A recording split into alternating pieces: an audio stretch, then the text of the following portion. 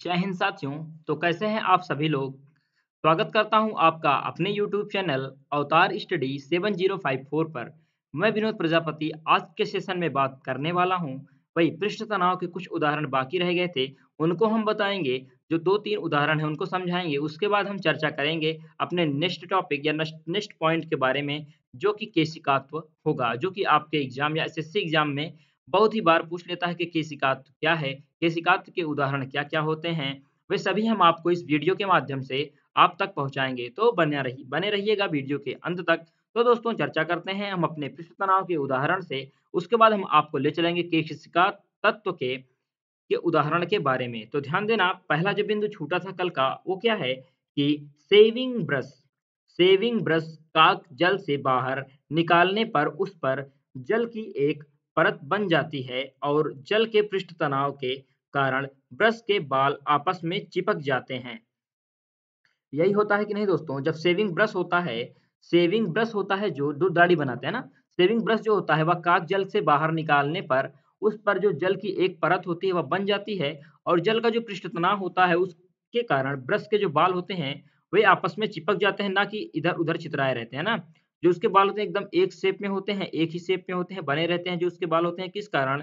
पृष्ठ तनाव के कारण। आपसे एग्ज़ाम में ऐसे क्वेश्चन पूछेगा कि सेविंग करते समय जो ब्रश का इकट्ठा होना किसका उदाहरण है? तो पृष्ठ तनाव का उदाहरण है। वहीं नेक्स्ट पॉइंट क्या है या 5वां नंबर क्या है पृष्ठ तनाव में? तो वह है साबुन तथा अपमार्जक जल का पृष्ठ तनाव कम कर देने से या इसलिए वह रेशों में गहराई तक जाकर कपड़ों को अच्छे से साफ कर देते हैं। जो साबुन होता है और उसके अपमार्जक के रूप में जो जल का पृष्ठ तनाव होता है, वह कम हो जाता है। तो उसमें जो छोटे-छोटे रेशे या छोटे-छोटे जो बिंदु होते हैं, जो उसमें होते हैं वह पृष्ठ तनाव के रूप में उसके अंदर चले जाते हैं और उनके रेशों में गहराई तक जाकर उन कपड़ों को की अच्छी सी सफाई कर देते हैं। उसमें क्या होगा कि साबुन तथा अपमार्जक के रूप से कपड़ों का अच्छे से स्वच्छ होना किसका उदाहरण है? तो वह भी जल के पृष्ठ तनाव को कम करने का ही उदाहरण है। अर्थात मतलब पृष्ठ तनाव का ही उदाहरण है या सरफेस टेंशन का ही उदाहरण है। बेहद ही इम्पोर्टेंट है, आपको याद रखना है। कुल 6 उदाहरण थे जिसमें हम 3 उदाहरण इसके पिछले वाले वीडियोज़ में आपको बता चुके थे और वही इसमें 3 उदाहरण बचे थे, तो हमने सोचा आपको इस वीडियो में बता दें। तो जो हमारा आज सॉरी जो बचा है पृष्ठ तनाव का अंतिम उदाहरण, वो क्या है या 6वां नंबर हमारा क्या है? वर्षा एवं देखिए, वर्षा एवं ओस की बूंदों का गोल आकार जल के पृष्ठ तनाव के कारण ही होता है तथा पतली सुई पृष्ठ तनाव के कारण ही जल में तैराई जा सकती है, जो कि बेहद ही इम्पोर्टेंट है कि वर्षा की बूंदों का गोलाकार होना। कई बार एग्जाम या तो पीसीएस में भी पूछ चुका है कि वर्षा की बूंदों का बूंदों का गोलाकार होना गोलाकार होना किसका उदाहरण है? तो पृष्ठ तनाव का उदाहरण है। किसका उदाहरण है दोस्तों? पृष्ठ तनाव या सरफेस टेंशन का उदाहरण है। किसका है दोस्तों? सरफेस टेंशन का उदाहरण है। वर्षा की एवं ओस की बूंदों का गोल आकार दिखाई देना यह जल के पृष्ठ के तनाव के कारण ही होता है तथा पतली सुई पृष्ठ तनाव के कारण ही जल में तैराई जा सकती है। तो दोस्तों आपको कैसा लगा पृष्ठ तनाव के बारे में जो हमने आपको बताया? अगर अच्छा लगा हो तो कमेंट सेक्शन में ज़रूर अपना स्टैंड थंब दें और चर्चा करते हैं हम आज के टॉपिक में, जो कि है केशिकात्व। क्या है दोस्तों? केशिकात्व। क्या है? केशिकात्व। चर्चा करते हैं उस पर, तो बने रहिएगा वीडियो के अंत तक। तो ध्यान देना है दोस्तों, केशिकत्व या कैपिलरिटी, या हम बोलते हैं इसे कैपिलरिटी ना, केशिकात्व। समझेंगे कि केशिकात्व क्या है। देखिए, द्रव द्वारा गुरुत्व बल के विपरीत केश नली या कैपिलरी ट्यूब के ऊपर चढ़ने तथा नीचे उतरने की प्रवृत्ति को ही केशिकात्व कहा जाता है। जो होता है केश नली में किसी द्रव का चढ़ना या उतरना केश नली की त्रिज्या पर निर्भर करता है। इसमें आपको एक बात समझना है क्या कि कैपिलरी ट्यूब में ऊपर चढ़ने तथा नीचे उतरने की प्रवृत्ति को ही क्या कहते हैं? केशिकात्व। और केश नली में केसरी द्वारा या किसी द्रव का चढ़ना या उतरना केश नली की त्रिज्या पर निर्भर करता है। ये पूछेगा किस पर निर्भर करता है? तो वह त्रिज्या पर निर्भर करता है। और पूछेगा ऊपर चढ़ने या नीचे उतरने के क्या कारण होता है? तो केशिकात्व का कारण होता है। क्या होता है दोस्तों? केशिकात्व का कारण होता है। देखिए, द्रव द्वारा गुरुत्व बल के विपरीत केस नली या कैपिलरी ट्यूब के ऊपर चढ़ने तथा नीचे उतरने की प्रवृत्ति को ही केशिकात्व कहा जाता है। केस नली में किसी द्रव का चढ़ना या उतरना केस नली की त्रिज्या पर निर्भर करता है। वही हम जानेंगे अब इसके अगले बिंदु या पॉइंट्स की चर्चा करके। तो वो क्या है दोस्तों, ध्यान देना। देखिए, केशिकात्व के उदाहरण कौन-कौन से हैं, वो हम थोड़ा आपको समझाएँगे। यदि आपने उदाहरण पढ़ लिया तो आपको केशिकात्व अच्छी तरह से समझ में आ जाएगा और उदाहरण ही पूछता है एग्ज़ाम में, ना कि उसकी परिभाषा। परिभाषा हम आपको इसलिए बताते हैं कि आपको उसके बारे में कुछ जानकारी प्राप्त हो। देखिए, खेत की जुताई करने पर मिट्टी में बनी केस नलियाँ टूट जाती हैं, जिससे नीचे का पानी केशिकात्व के कारण ऊपर चढ़कर वाष्प में परिवर्तित नहीं होता और मिट्टी को की नमी बनी रहती है। अब क्या होता है, जब खेत में जुताई करते हैं दोस्तों, खेत में जुताई करते हैं ऐसे ना सीधी श्रृंखला में जब जुताई करते हैं तो ये मिट्टियाँ क्या होती हैं, जो उसके मिट्टी में बनी केस नलियाँ होती हैं, वह टूट जाती हैं, लेकिन क्या होता है, जो उसके नीचे का आवरण होता है, नीचे का जो पानी होता है, वह केशिकात्व के कारण उसके ऊपर चढ़ता रहता है, जिसके कारण वह वाष्प में परिवर्तित नहीं हो पाता। तो उसके छोटे-छोटे जो कण होते हैं मिट्टी के, वो वाष्प में उड़ जाते हैं, लेकिन जो नीचे का भाग होता है, उसमें उस जल या उस केशिकात्व के कारण नमी बनी रहती है। क्या होगा कि खेत की जुताई करने पर मिट्टी में बनी केस नलियाँ टूट जाती हैं, जिससे नीचे का पानी केशिकात्व के कारण ऊपर चढ़कर वाष्प में परिवर्तित नहीं होता और मिट्टी की नमी को बनाकर बरकरार रखता है।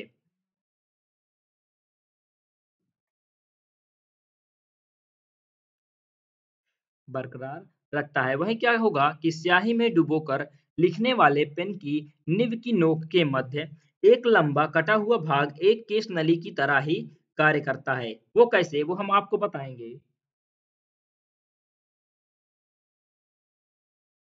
वो बताएँगे, देखिए, स्याही में जो डुबोकर लिखने वाले पेन की निब की नोक होती है, उनके मध्य एक लंबा कटा हुआ भाग एक केश नली की तरह कार्य करता है। एक भाग केश नली की तरह कार्य करता है, वो हम समझेंगे, ध्यान देना थोड़ा 1 मिनट वेट।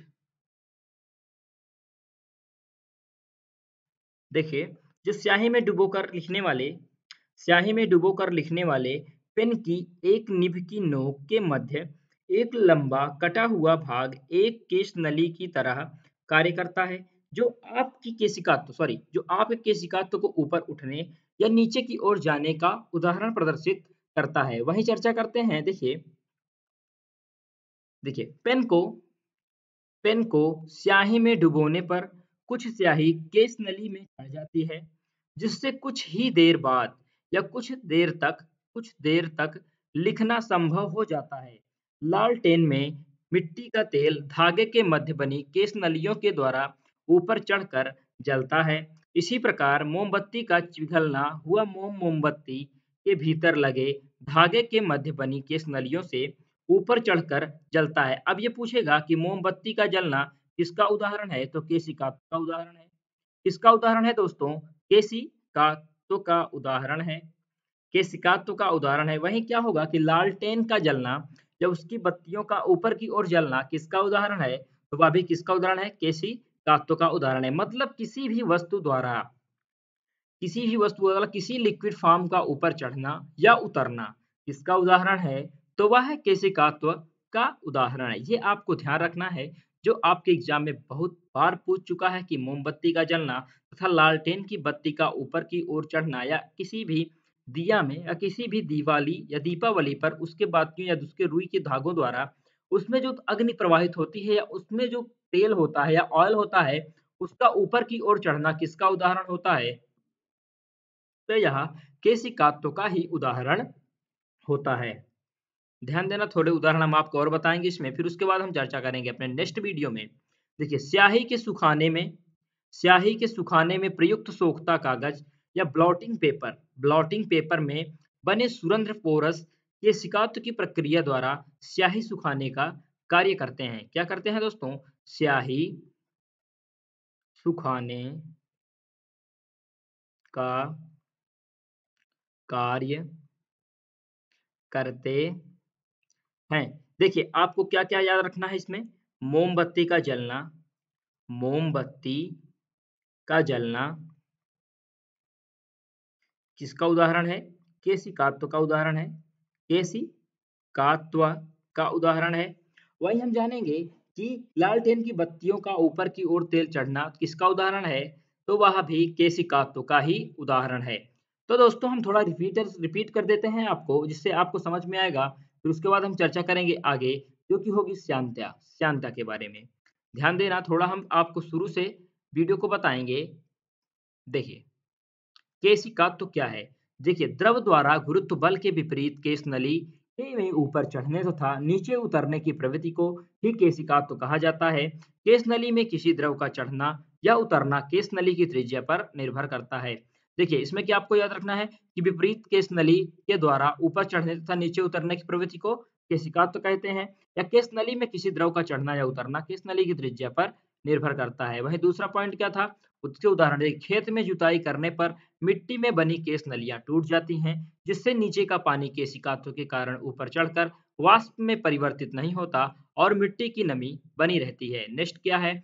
स्याही में डुबोकर लिखने वाले पेन की एक निब की नोक के मध्य एक लंबा कटा हुआ भाग एक केश नली की तरह कार्य करता है, जो केशिकात्व के उदाहरण में सम्मिलित होता है। देखिए, जब पेन की स्याही को डुबोने पर कुछ स्याही केश नली में चढ़ जाती है, जिससे कुछ देर तक लिखना संभव होता है। लेकिन क्या होता है, लालटेन जो होता है उसमें मिट्टी का तेल डाल दिए रहते हैं, और एक बार उसमें जला दिए तो वह जब तक मिट्टी का तेल खत्म नहीं हो जाएगा, तब तक वह लालटेन जलता ही रहेगा और उसमें धागे के मध्य बनी केश नलियां द्वारा ऊपर चढ़कर वह जलता ही रहेगा। इसी प्रकार जो मोमबत्तियां होती हैं, उनको पिघला हुआ मोम या मोमबत्ती के भीतर लगे धागे के मध्य बनी केश नलियों के ऊपर चढ़कर जलता है।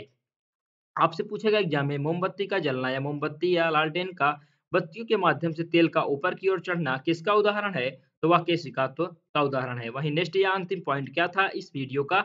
वो है स्याही सुखोने में प्रयुक्त सोखता कागज ब्लॉटिंग पेपर में बने सुरंध्र या केशिकात्व की प्रक्रिया द्वारा स्याही सुखाने का कार्य करते हैं। तो दोस्तों, हम आपको कैसा लगा वीडियो? यदि आपको यह वीडियो अच्छा लगा हो तो आप इस वीडियो को ज़्यादा से ज़्यादा शेयर करें, और हाँ, यदि आप हमारे यूट्यूब चैनल पर नए हैं तो हमारे यूट्यूब चैनल को ज़रूर सब्सक्राइब करें और बेल आइकन ज़रूर प्रेस कर दें और वीडियो को लाइक ज़रूर करें।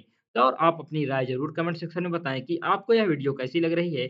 यदि आपको यह वीडियो अच्छी लगे तो ज़रूर आप इसे शेयर करिए। तो दोस्तों, मिलते हैं हम आपको श्यानता को अच्छे से समझाने के लिए एक नए वीडियो में। तब तक के लिए जय हिंद, जय भारत।